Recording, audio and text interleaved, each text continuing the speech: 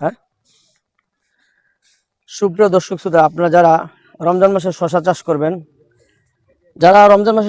করবেন, রমজান মাসে শশার মধ্যে সবচাইতে সমস্যা জাতীয় পোকা হচ্ছে সাদা মাছি পোকা। এই সাদা মাছি পোকা ক্ষেতের এই যে জমির পাতা এবং ডগা সব ছিদ্র করে ফেলে, খেয়ে ফেলে, রস যা আছে সব খেয়ে ফেলে।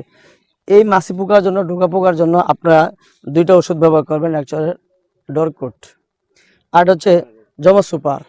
এই দুটো একসাথে মিশ্রণ করে আপনার শশা খাতে যখন স্প্রে করবেন, আপনার শশা খাত ভালো থাকবে এবং আপনার শশা ভালো থাকবে, পোকামাকড় থেকে নিরাপদ থাকবে।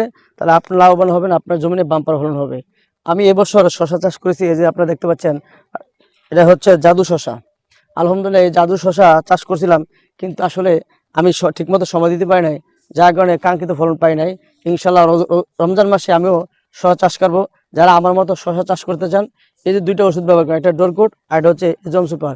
এই দুইটা ওষুধ ব্যবহার করলে সাদা মাছি পোকা এবং বিভিন্ন ছত্রাক জাতীয় পোকামাকড় যা আছে সবগুলি বিদায় নিয়ে যাবে।